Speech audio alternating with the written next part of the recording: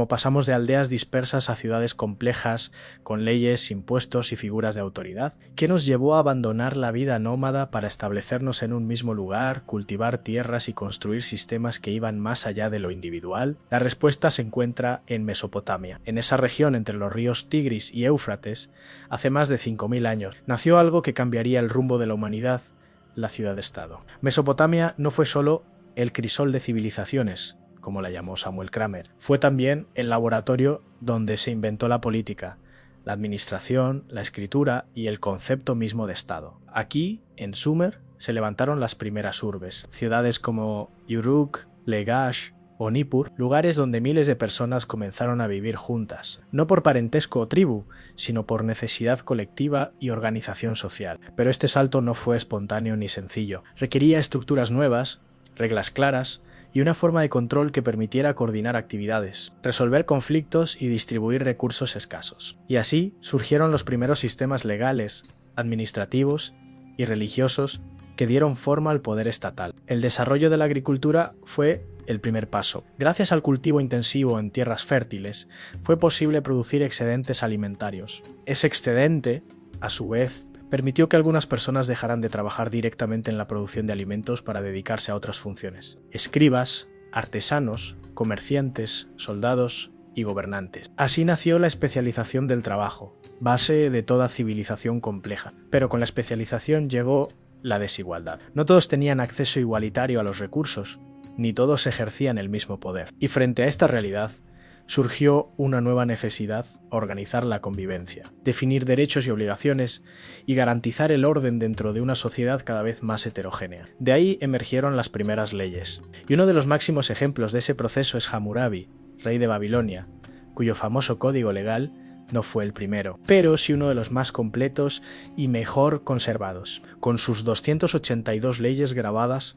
en una gran estela de piedra. Visible públicamente, el código de Hammurabi establecía normas claras sobre propiedad, comercio, familia, crimen y responsabilidad social. Pero no era solo un documento jurídico, era un mensaje de autoridad, una declaración de poder divino y humano. Hammurabi no se presentaba simplemente como un rey, se mostraba como intermediario de Marduk, el dios principal de Babilonia, y como garante del orden cósmico y social. Su código no era una invención arbitraria, sino una imposición sagrada. Por eso, al final del texto, decían que el rey que gobierne después de mí no cambie las leyes que he establecido, ni altere mi monumento de justicia. Este modelo de poder apoyado en la religión y la ley no fue exclusivo de Babilonia. Ya antes, en las ciudades sumerias, se habían desarrollado formas primitivas de gobierno centralizado, con templos, zigurats, como centros económicos y políticos. Los sacerdotes no solo eran guías espirituales, eran administradores de bienes, organizadores de trabajos colectivos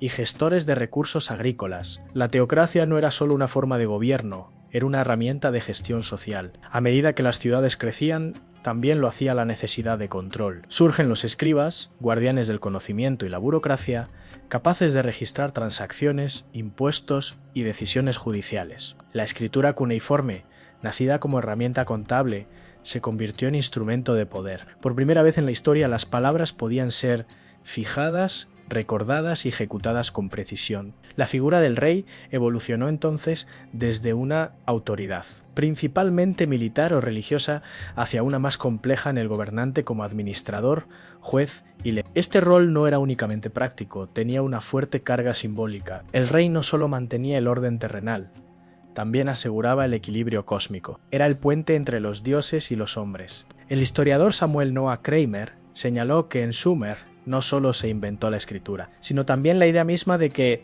el poder debía estar regulado, documentado y visible. La ley no era un secreto reservado a unos pocos, sino un sistema público, accesible, aunque interpretado por élites. Esta transformación no fue pacífica. Las ciudades-estado competían entre sí por el control de canales de irrigación, rutas comerciales y campos fértiles. Surgieron conflictos, guerras, pactos y con ellos instituciones como ejércitos profesionales, sistemas de diplomacia y tratados internacionales. Mesopotamia no solo dio origen al Estado, también sentó las bases de la diplomacia y el conflicto internacional, pero además de guerra y poder, Mesopotamia fue hogar de innovación cultural y tecnológica. Se desarrollaron matemáticas avanzadas, calendarios astronómicos, arquitectura monumental y una visión del mundo profundamente estructurada. Esa cohesión no podía basarse solo en la fuerza, necesitaba legitimidad. Y esta legitimidad venía de múltiples fuentes: la religión, la tradición, la escritura y por supuesto la ley. El código de Hammurabi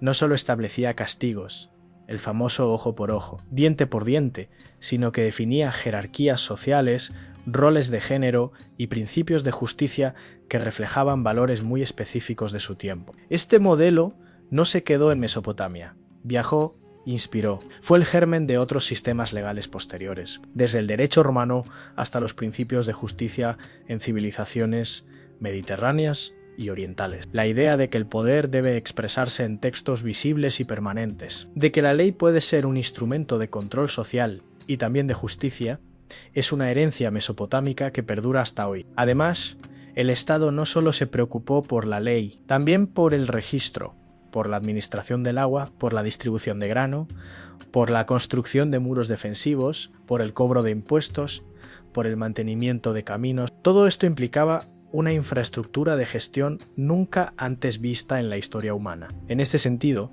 Mesopotamia no solo fue el lugar donde nació la ciudad, sino donde se inventó el concepto mismo de gobernanza. Alguien tenía que decidir quién trabajaba en qué, quién recibía cuánto y cómo se resolvían los conflictos. Esa persona no era elegida por el pueblo, sino designada por linaje y respaldada por los templos. Pero detrás de todo ello estaba una lógica económica. La acumulación de excedentes permitió el surgimiento de mercados, intercambios, contratos y con ellos la necesidad de registros, de testigos y de jueces.